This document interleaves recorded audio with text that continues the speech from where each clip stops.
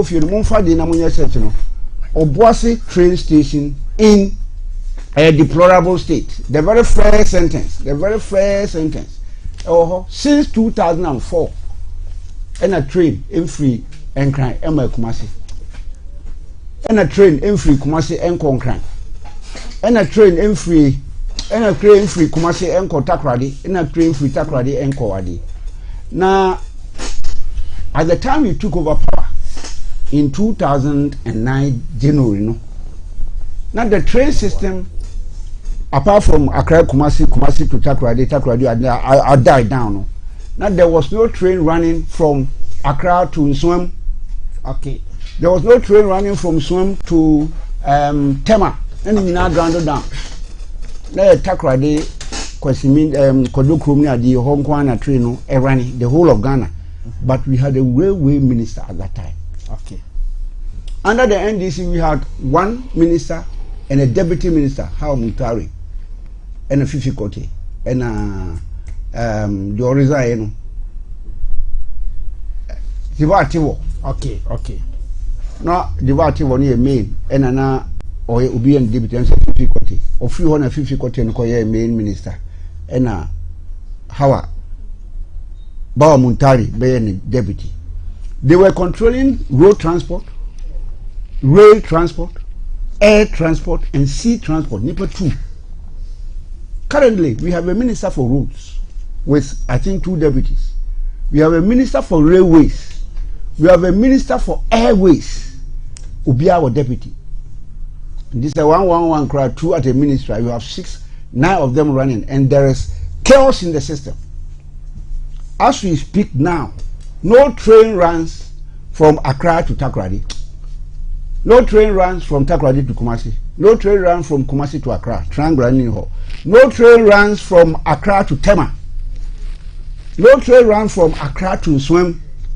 The only place that train runs is Sekondi, Takoradi, and Kodokrum. The whole of Ghana. But we have a railway minister, Peter Awamewu. Not Peter Awamewu, a railway minister. So if you revive the train system, na sleep anoba, o pese o koto niema won kran. Usimu anopa e wo ha. Night anado wo ha, night train na. Uduru Accra 7 o'clock around. Ubedi gwa na obeto niema nyina atwen ebo 7 p.m. 9 p.m. ho a, no afa train no ho, no aba. The following day you are down to Kumasi, night train, sleeper. Apart from this, there were so many firms and industries that Ombudsman runs a 24-hour system, the private sector. Good example, go to Ahinsan industrial area.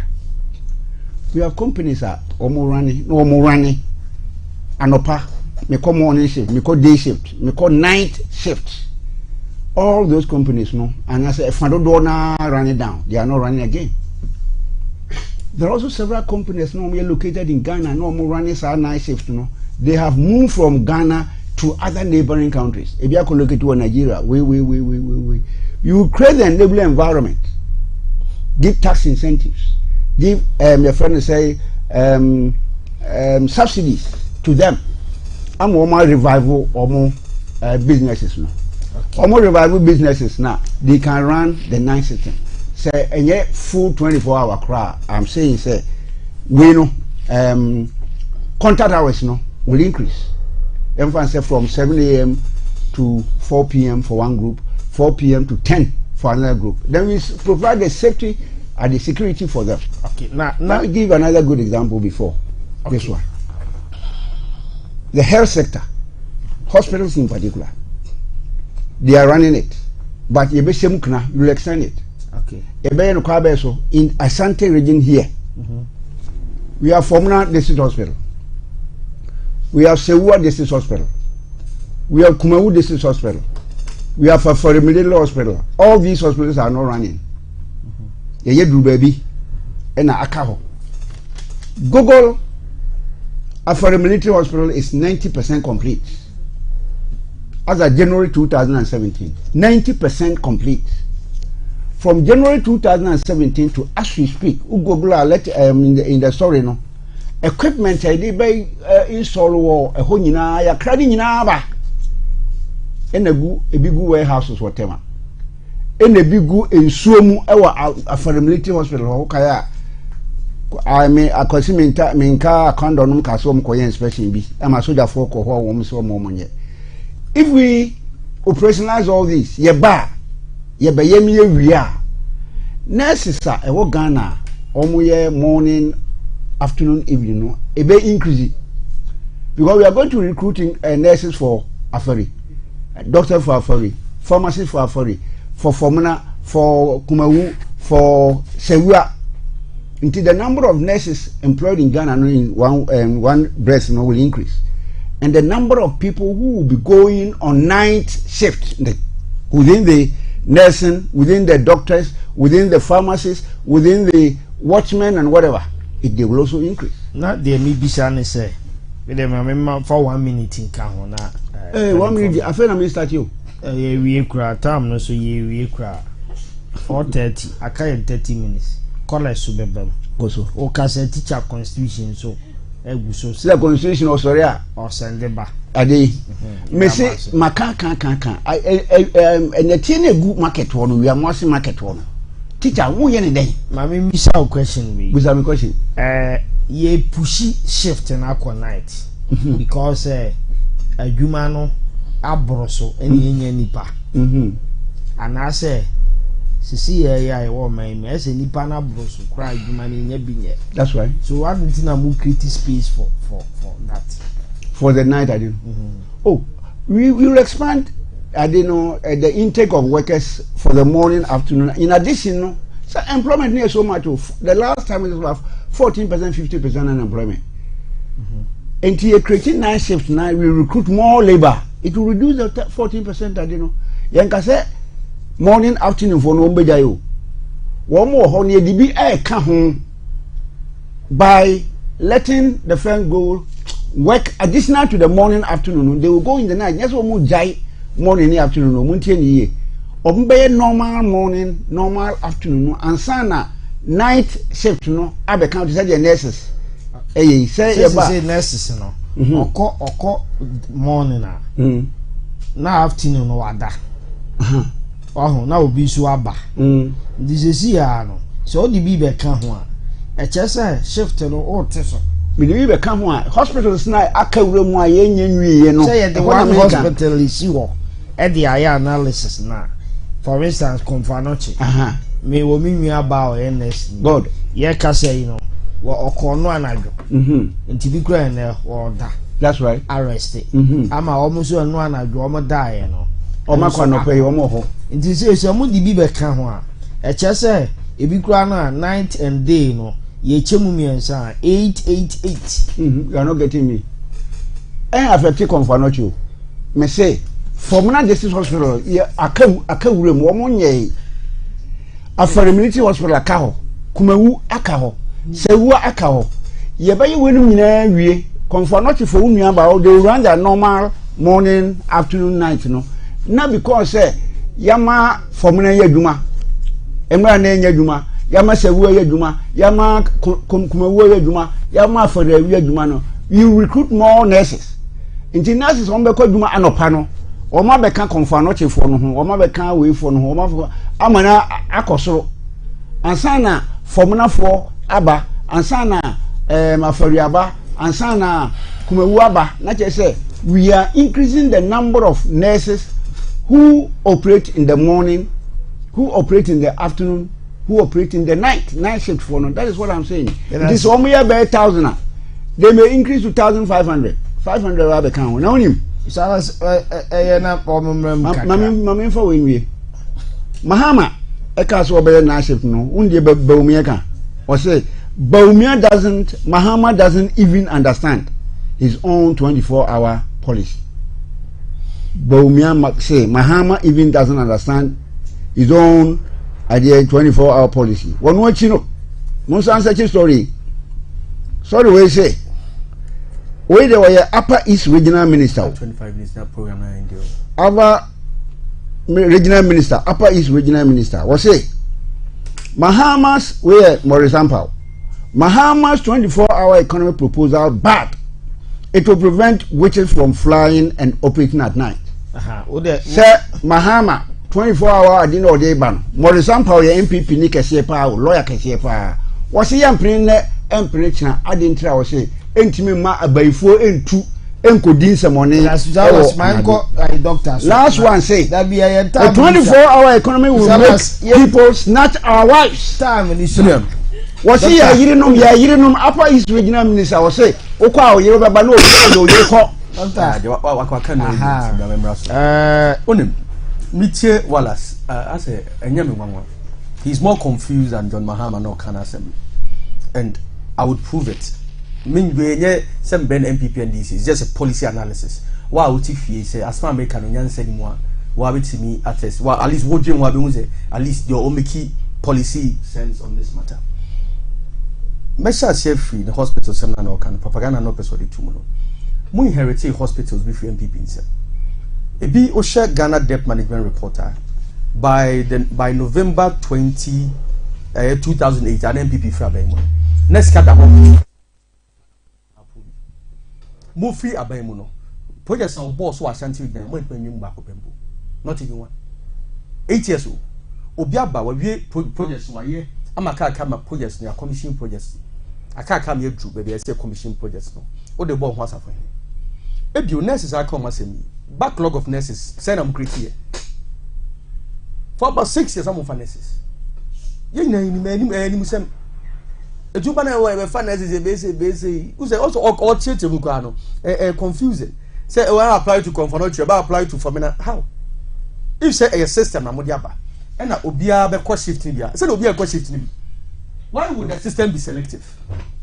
Say, your nurse, no Confonochi, no call Juma 8 hours. Your 12 hours, you work from 8 hours.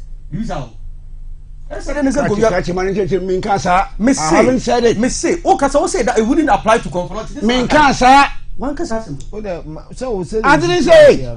Me pacho obusa confront say nyakoko say it wouldn't apply to confront. Me say confront will maintain additional to that no formula any afari. And I will say we shift some will apply to omo formula any 5 na kind no. And I said the 5 be count. You do kind no. Now that's not say me pacho. Opa wan to buy. What now dey can we so can dey now dey we no. Now say what you want to say. Masa behave. Yeah no. Okas my get you. Gratis. What do you mean? Okas my get you. Okas my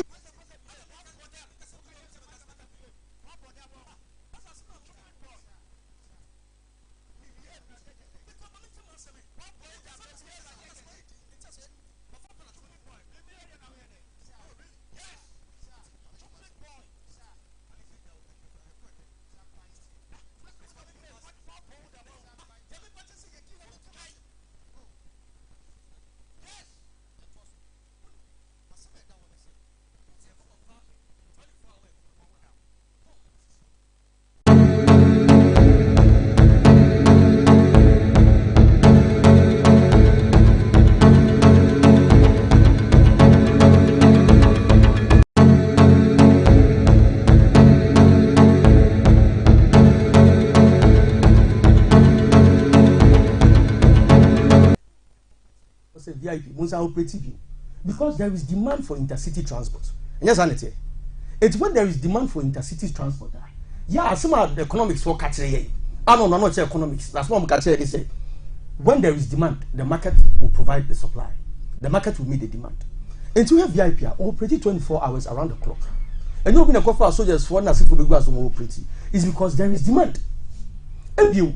On the other side, and the demand is part of the package. Maybe uncle can be about demand. I'm because I'm carrying away base. And those are Mr. OBNT. Now you're doing here. Well, with your all customers and about. Or should be a Metro Massa. Metro Mass, over Metro Mass, the Bobo 6, depending on come go for bus. A 2 pass for soldiers who could go for day, bra. It wouldn't change the demand structure of Metro Mass. Let me what I say. Mamma say use hospitals as an example. Oko Confonochi. A pharmacy say track Confonochi and we're sharing now. Who said they operate 24 hours? Because there is demand for pharmacy and services. Go for hospital, my time you won't pay drato. Baba Tafua, we are, Pancone, we are. Pharmacy say one by 8, 10 o'clock. No, I didn't hear. Because there is no demand. etuma be ka so 24-hour economy now the won cheche mu ni so ebi kwa be operate by 10 ebi kwa be cut to 10 and so ade oko ka 12-hour economy 14-hour economy ana and ade we catch Ghana for 24-hour economy na say would intro you get my point.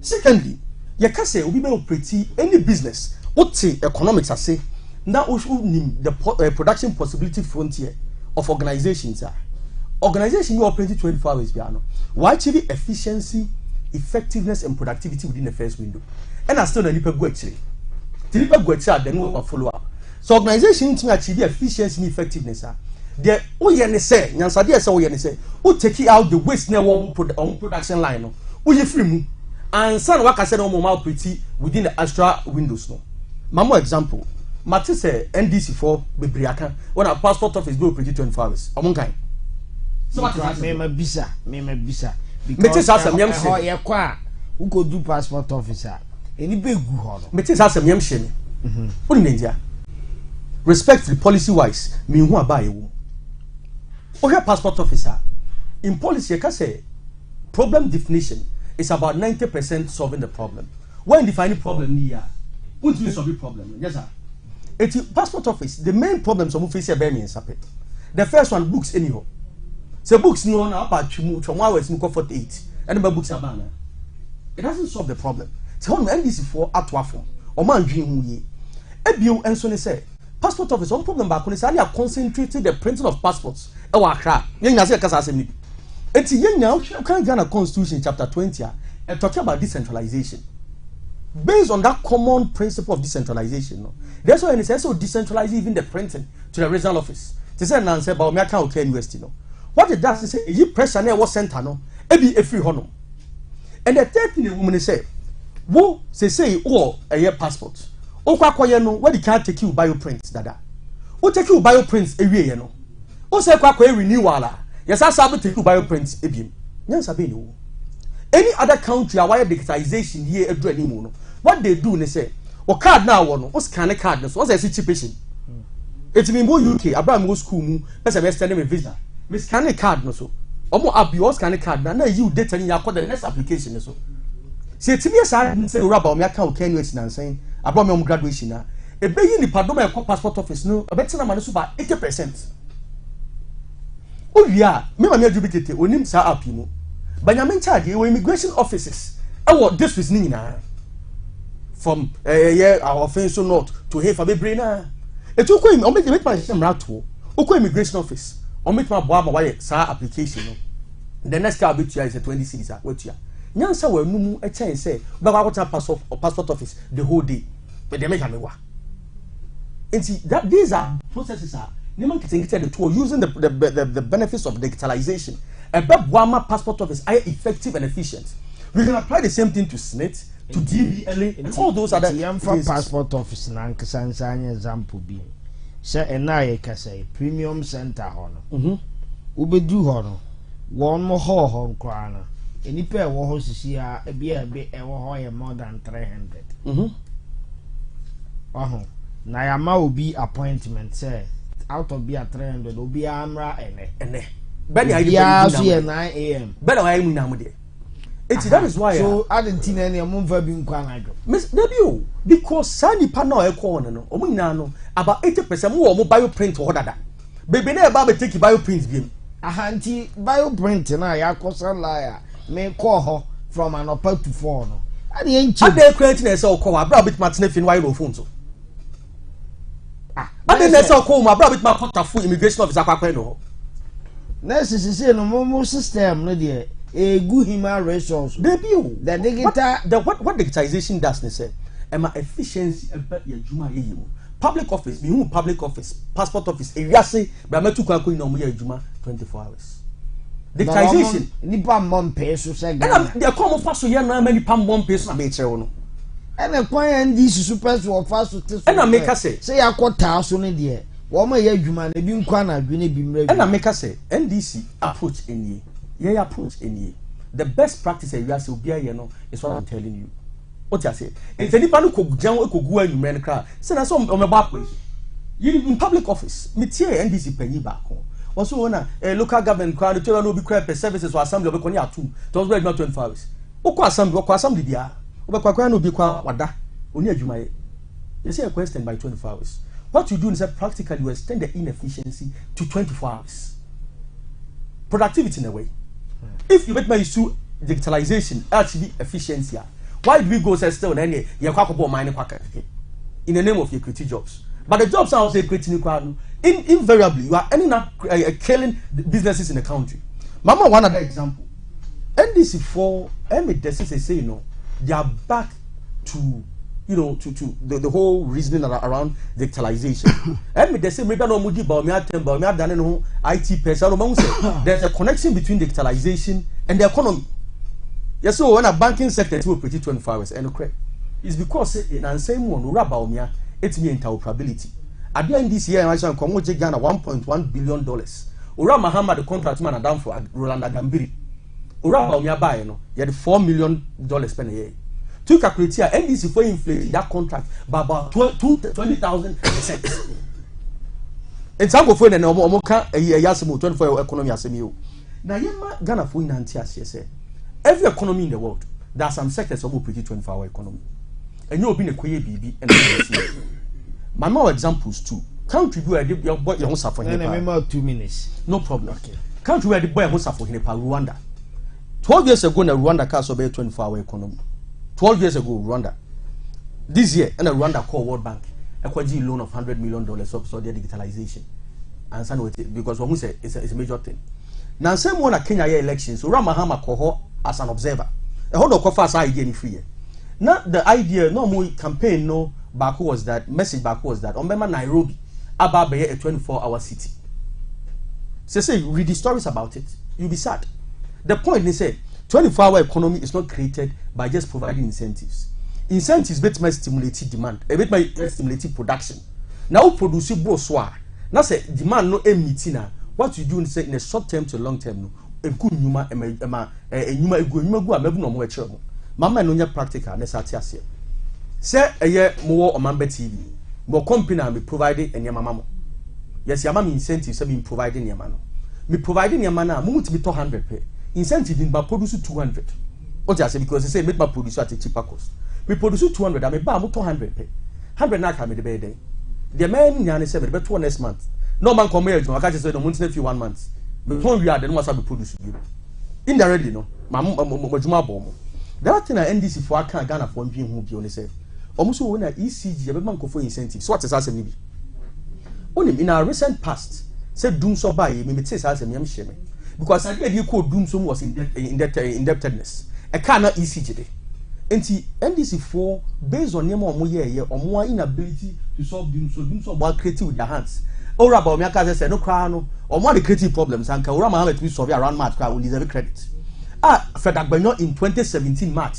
I catch up what I could say unsolved doom so nice on my timelines. That's what I can say. NDC for that dream home. Say a quiet with her. Are you more kind? Say a subsidies and so to what extent a EC Jadeka?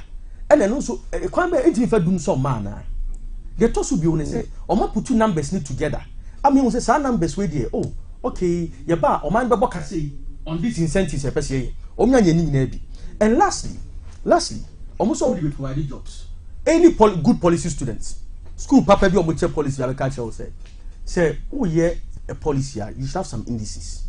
Oh, a Juma policy about affecting the 2,000. About affecting companies 2,000. Companies na Juma no make ma say the one there for by me projections. So far, NDC as a party almost at the optional. Yes, I'm not saying. If a very optional, we have a guarantee maybe say more than we provide jobs some home. Also say and this is the sort of propaganda more I hear. And 2 years old can once a month. Yes, all say something that to be issue. On platforms, oko radio show, oko TV show, oko social media, WhatsApp, oko don't no master do at him. Because of when in no more can abandon woman. And that's a doctor. Salam.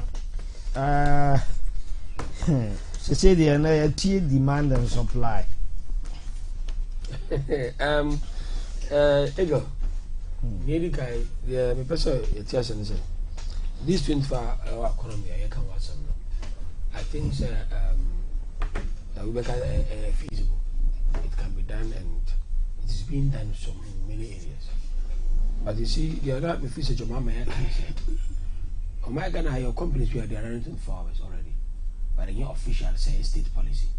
This time around, or no making as a state policy say, I'll a support to companies be who might intend to do 24 hours, but for one reason or the other, I want to be here.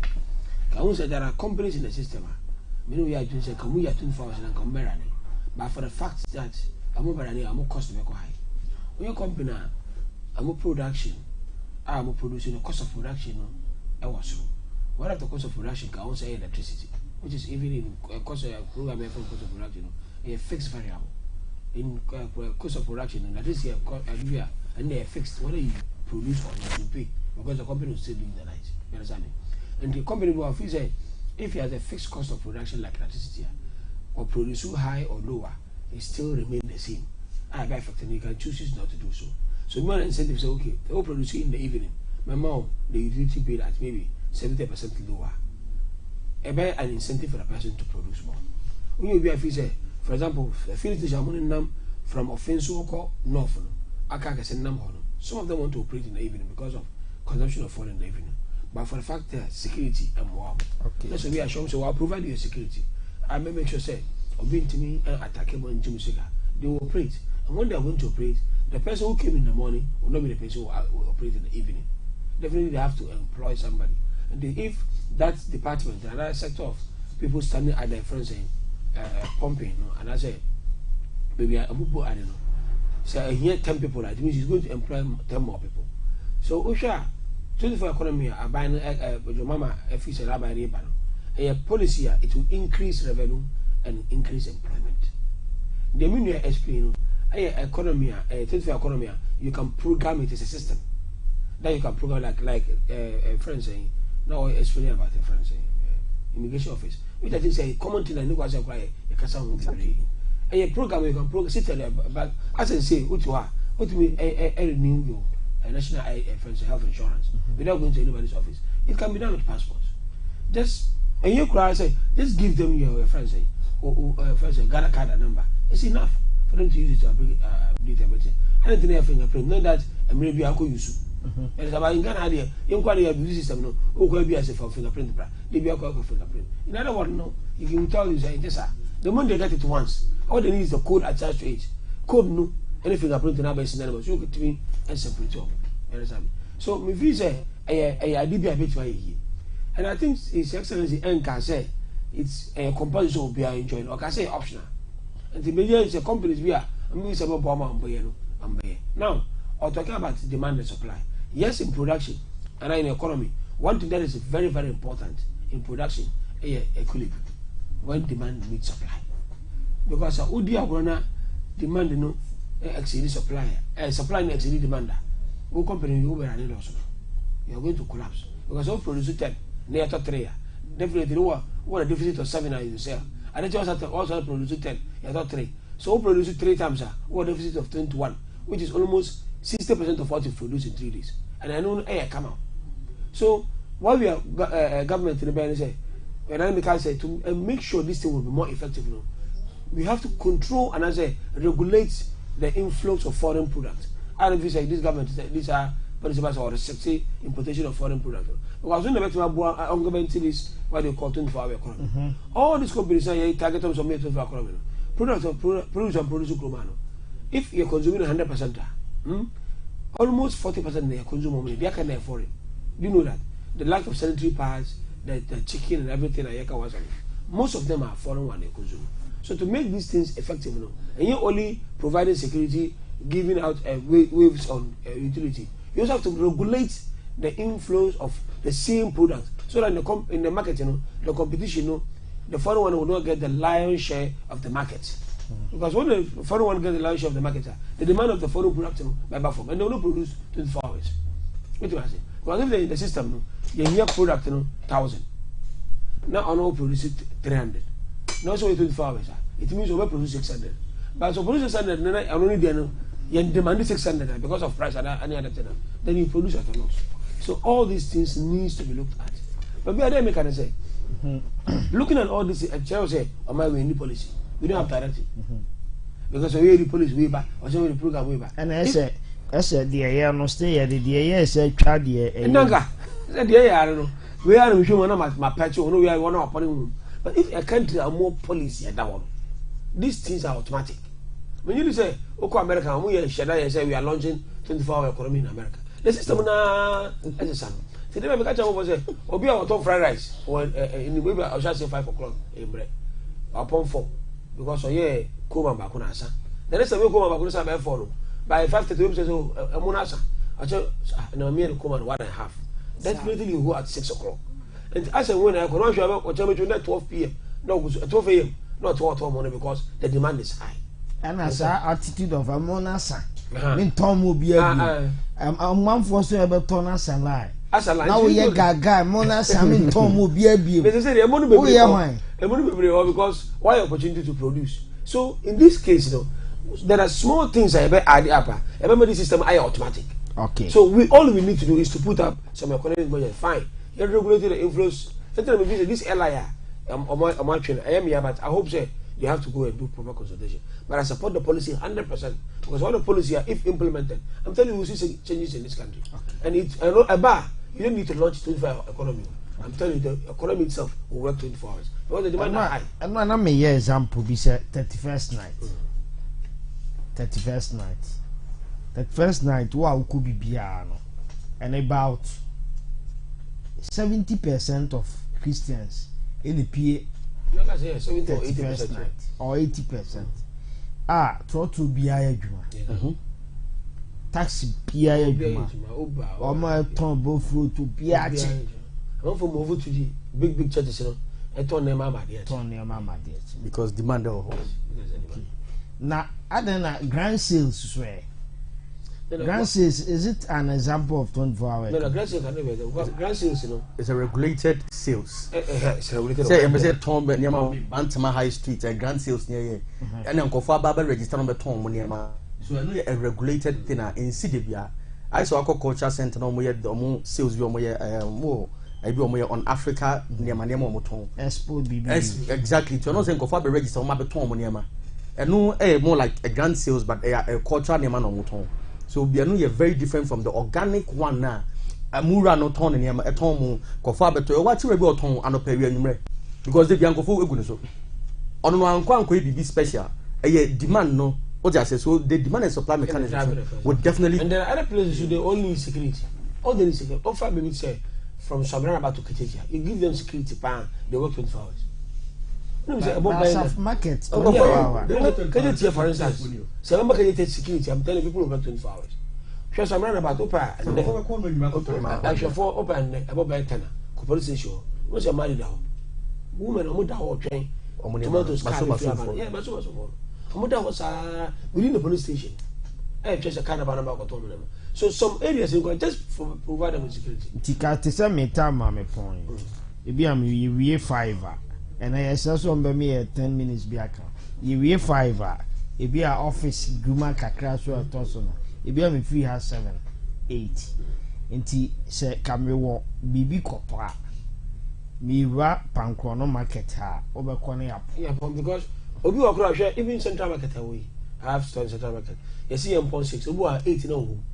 We na juma but is compelled to leave. Central market na nshed da so say 6 out of 4 no near 2. Yeah, 2. And John German Mahama policy say come jai no hosa. No provide security. And obi aka person upon 11 you remain in work because the demand for the product and all. And I think say the idea is not bad. Only thing we have to just adjust some things. Sir, yeah. So my mama be 3 minutes. Maybe I worry about that. Be and I am. About me coming here. Grand sale idea no. You bet me say every Friday, every Saturday in the night, streetway. Tony mama the anti security. Okay. It's not a one stop at it. No. It's a policy. Week be a 2 days. Streetway so from 10 p.m. to 6 a.m. Yeah, marketing nema. Obi obeso obeton nema bia ebia anka Bantima what do you call it? AstroTurf adihui no ma a big market. As now no ma yebi no ma yebi na security ho. Time obeso obeton nema bia 10 p.m. the night to the following day 6 a.m. Every Friday, every Saturday. Anyhow, we bring it. Again, because a subsidy. If you are selling something and we are subsidized, it doesn't mean say wow, ton will reduce the price. Abokao. I didn't 10 cities, we turn 10 cities. I buy say turn 8 cities, 2 cities now will reduce no amount. That is a subsidy. Ubi obeka a subsidy be production and now we work around. We need the worker. I didn't 10. I buy no percent in no ton more. Into 10 no. Sell at 8 cedis per one. And government will give you the additional 2 cedi difference. Only a friend is subsidy, no. So the producer gets or the seller gets the normal 10. But because the price has gone down, in the eyes of the buyer, no, they buy more. Because when there's a decrease in price, there's an increase in the quantity demand of the product.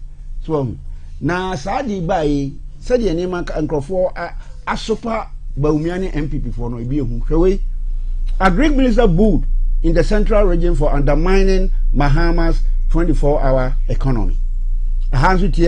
Stop throwing shade at John Mahama and tell Ghanaians your economic policy.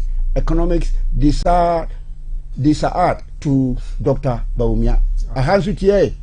Stop attacking Mahama 24-hour economics idea. Tell Ghanaians what you have for them. UK-based Ghanaian economist says it. Small minds can't understand 24-hour economy. KNUST political science lecturer Ene Kasano. Now if you want support to idea no. 24-hour economy a game changer indeed for efficient local government and local development. Chamber for local governance and a kasa adi. Ahanso muntie omo kasa. Omo say dey. Omo say Guta Nooks endorse Mahama's 24-hour economic policy. Ahanso dey Ghana Federation of Labour supports Mahama's 24-hour economy. Transport Operators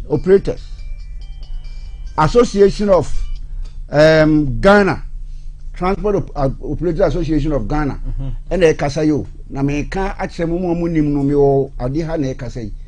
Omamba TV na e kasai. Womo support this particular program. And sana Okada riders. And so womo support. So look at these groups American Local Government Association, Guta, Nooks, Transport Operators, Ghana Federation of Labour. All these are very, very big institutions. Omunina say, Asemna Mahama Eka about 24-hour economy. Eko asumu. Inti Ghana for na mama support. Womo say, Womon Preno. Eye womo Yomo kana enkwa asumu. So obiti say, Upper East Regional Minister. Now say 24-hour economy yempre adintra if we say ye call akodo anopa ne awia ne ba najo a ene say ye ne yirinum da no na anajo no yasa akodo ye afuom anajo Upper East Regional means no kan we no anajo ye do waso on ba akodo anajo aba no na obi abefa o yiri ko ye kan ya o say I still stand by what I said na say ono person what say Sanadu yen not there. There's a policy no farming. Yen can't say farming of the type he's talking about. No one James are there. No one did not do seven previous and so case. Me tobo. One in the beda was Ninti wono ka we no omo bre no ya so to hakodo no. They said the Baumiasi no automatically o makwaya o de asodara no nam ne dodo me pedo do. Anaju wo mo kodo mu fo. Esemfu anadwo mo dofo se wo na wo di anadwo adwuma ba anadwo adwuma na fa afuo mu no dey Commander Sugar Factory for example. Commander Sugar Factory will operate 24 hours because omu produce sugar ebi kwa no pa ebi kwa wia ebi kwa anadwo sa na mama mfa we one wa dey a friend say bodu ase start factory ko for the started in 2006 2008 na gu yes started omo buy omo say gu no onu say urani a ebi be kwa nopa ebi be kwa wia ebi be kwa numre aveyi me rice prairie rice that's it ye produce ebi produce nopa ebi kwa wia ebi kwa nado those are the things you are talking banking ni nyama MPP for any Bawumia keken from teacher wonder wa kasakura kan no what annoys me most in Ghana now is the NDC speaking like angels in opposition. Do they think Ghanaians still have short memory to forget Dumso, cancellation of trainees allowances, and introduction of 3 months pay policy by JDM. Greetings to Dr. Sewa Donko, Honorable Mavis in Cancer Boardu, and Honorable Frederick Kojun Cancer. And then Ghanaians should be very careful when dealing with Mr. Wallace and his NDC, because they have PhD in propaganda. If we leave them, they are going to promise us heaven going into election 2020. With the Kufu no 2016 promise heaven. It is to Dr. Sewa said they were there and that's teacher constitution. On the can waiting now. I am gossip. Then PP man doesn't know what he's talking about. What he is bragging about has not yet been implemented. Yet he has the guts to rubbish a more feasible and sustainable alternative. Then PP should give us a break.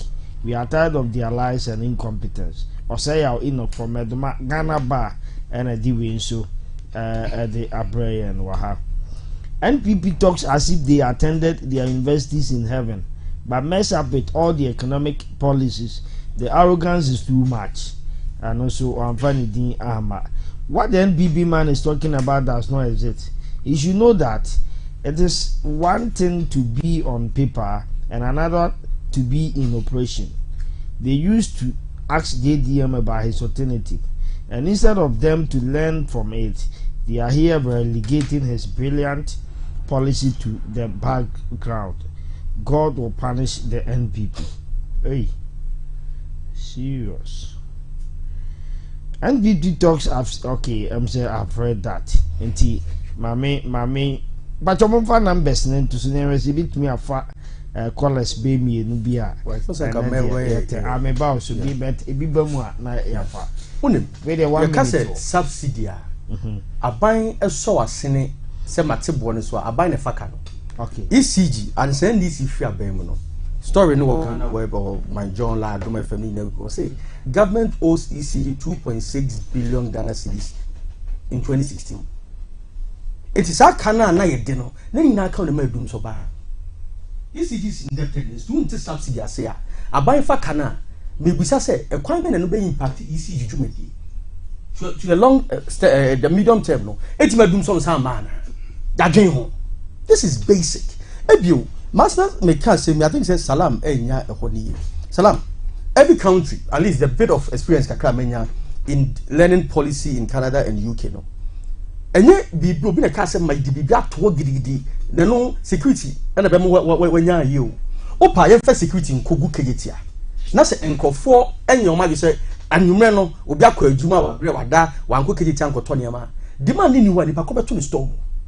So demand, you cannot engineer the demand anywhere in Europe. But they are making the environment fertile for people. But still now, say there are people who move pretty late in the night. They make what I say. Because they are not being encouraged. Because I know can't say, but it is a September. Dabu kai. I'm run about road. I tamale filling stations now. But the question says we say when say obi be filling station. I don't just say nipa ba kwana me be tony ma. Oba ba be fuel. But question as operator obi a ono end obi busa no say nipa dodo ba be tony ma no. Would it be enough for me to break even? Makofa salam adwuma, mafa even adwuma. E ho no anwumre. So just for the police so now. Say nipa 20 pound be fuel anwumre. En fa so am me nyan me petu o mo ka enya me fa so ana. If the answer is no, and found so these soldiers and our police 4,000 might be good chrome, it wouldn't change anything. And of course, I mean, that's where the demand structure no ebemu. So those demand mechanisms, so far, or my abo mudin so more peninsula as for AGI, Association of Ghana Industries, or more owners of your friends say production, no. So no among us they are quiet. Because you are not addressing the question of demand. I'm picking of hello. Hello, Opening Teacher Constitution. Hey, what's me teacher constitution? Make us free. I'm going to be a more simple. Honorable me in cancer board and person and so on. That's the case. Namintia Dr. Sewa Donko, Kafufan Chrono MP at the Nevada. Honorable Frederick Kojun Cancer, also my son contact constituency. A friend to me. Opening Cassia. The attorney said, wow, you made our last in the NDC for. Almost some almost carry no visa Ghana for and Kaifio. And then the I would have open in the house of Adama. So they also have a cast and I will be our second question. Now, I say you are question. Also, the kind of security was one man who was almost 24. One himself never so called Mafia, and I do this. I don't know what South 24-hour economy, I walk and better because the banks and so can one our banks. Now, see that TB we are market war. Okay, teacher constitution.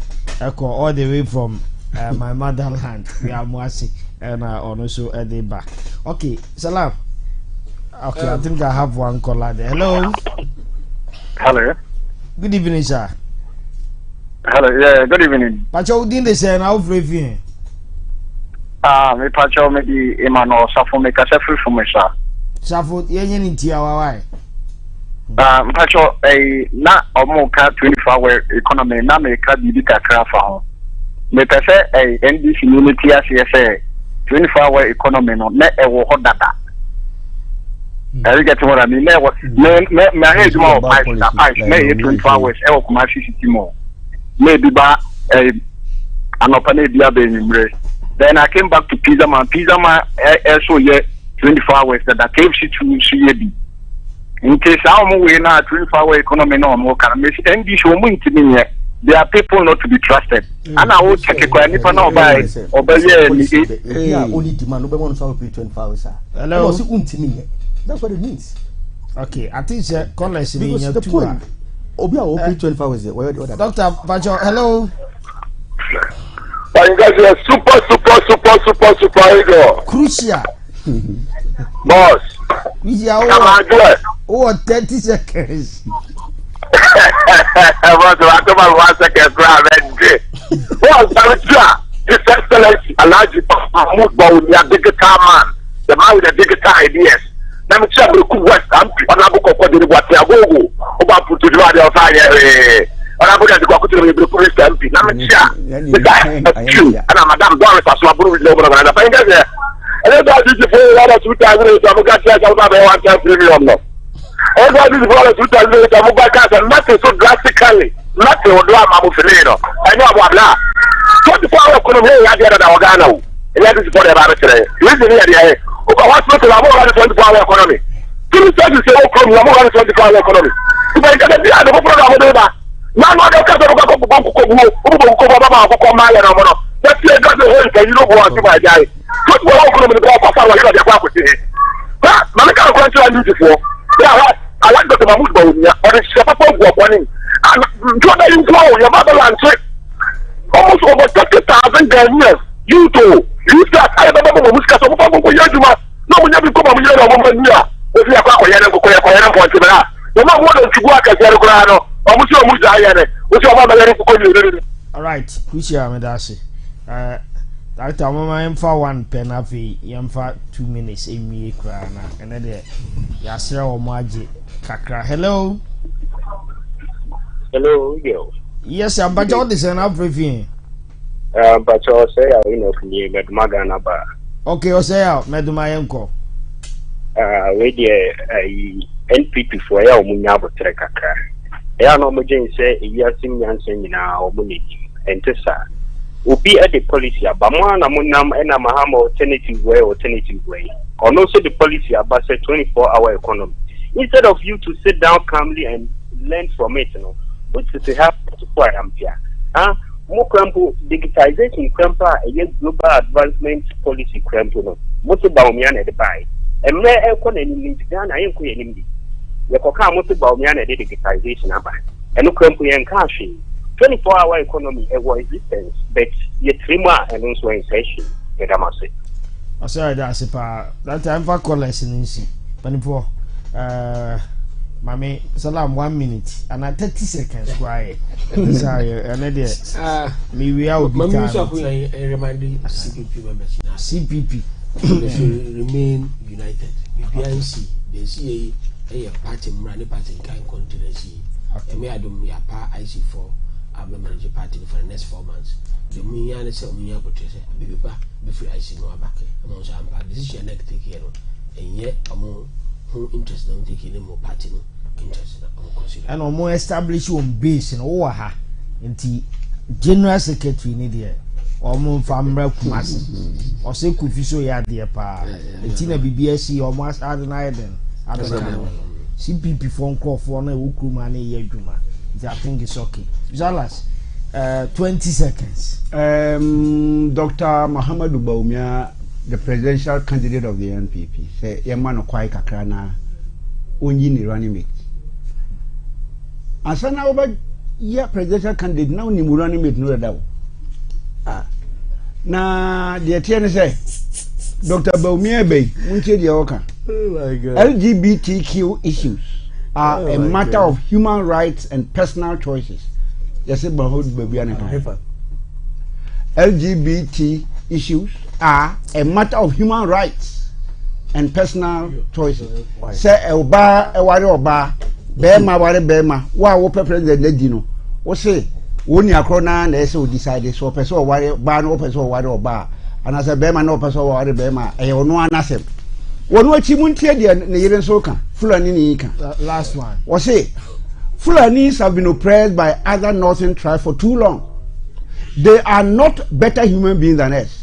My husband will stop that when elected as president. Samira Bawumia. Fulani ni a ono wo be ka che Ghana for say. Northern region no e wo no. Enkrofo bi wo wo mu nya nipa enkai Fulani for. Na san nkrofo tata Fulani for. Flag bearer 14 months. Enti say yeah, electing him 1 month as a presidential candidate. The Fulani for a tata omu nyina de be che omu. Fulani ni a wo be ye wo president de agiri de o ka che Ghana for no. Doctor 30 seconds. Wa flag bearer 14 months ni. Ontimi ni running mate. Obi say on the 1 month ogusu your consultation o te ka ho asem. You should be ashamed. Ebio and he said San kwasa sem no na me say no. Ebe pap. Atem didie no.